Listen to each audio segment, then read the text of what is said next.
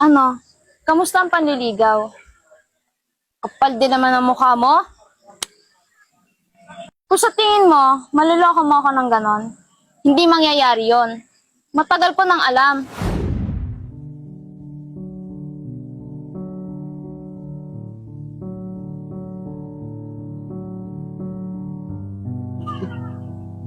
Yung lakad natin mamaya, tuloy tayo ha. Uy. Grabe tol, no? Ang sexy talaga ni Paye. Ano kaya kung agawin ko yun sa boyfriend niya? Total, hindi rin naman tinatatanong maganda ng boyfriend niya, di ba? Uy, pre, baka nakakalimot ka yata. May girlfriend ka na ah. Ito naman, di na mahaloko. Siyempre, biro lang yun. Sabagay, kung wala naman din boyfriend si Paye, maraming pipila ng mga lalaki. Pare, may tanong ako sa iyo. Kung sakali bang wala kayo ni Eya, papagusap mo si Paye.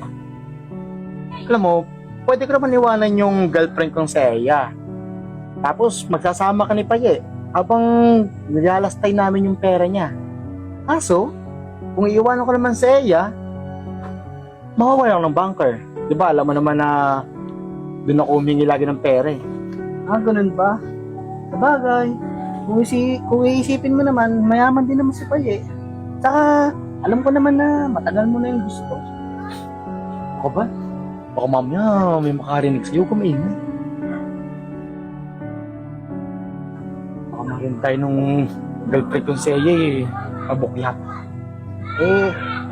Di papatulan mo nga.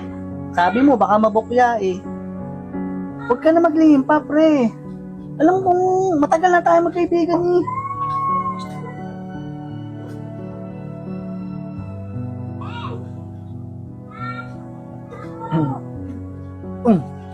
Babe, kamusta?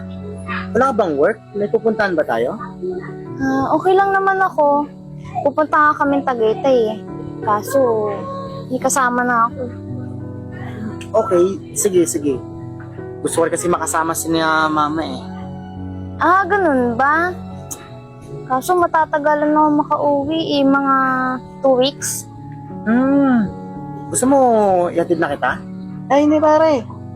Sa akin nasasabay si Eya. Nagsabi na siya sa akin kanina. Okay, tama-tama para makauwi na rin ako. Ah, sige. Ingat ka.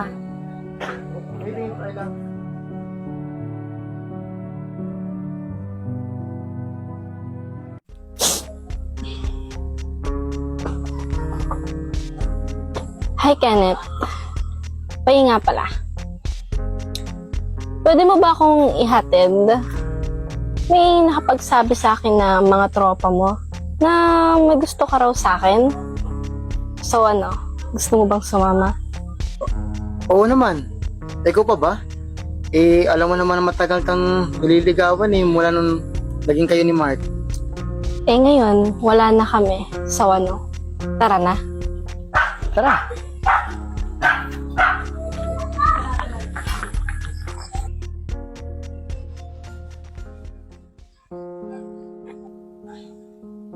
Ano?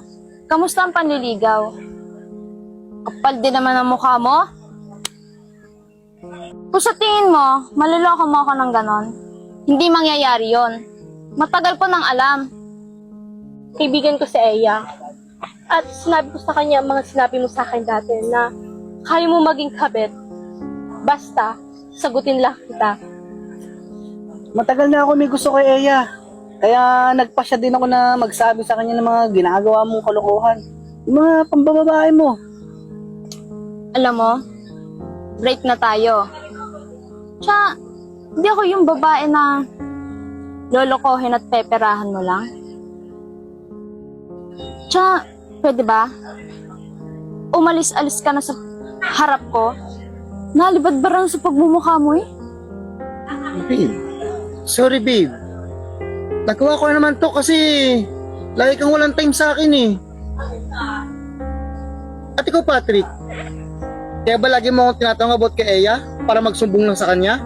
Para ikaw yung magustuhan niya? May gusto ko kay Eya. Pero hindi ako yung tipong mga agaw. Hindi ako katulad mo. na gumagawa ng kalokohan. Siguro, deserve din naman ni Eya na taratuhin ng tama, di ba? Kaya, ako na yun. Mas okay pa na ako yung boyfriend ni Eya kaysa sa'yo. Babe, patawarin mo ko. Iimik ka pa. Umalis ka na lang! Alis! Alis! Doon ka!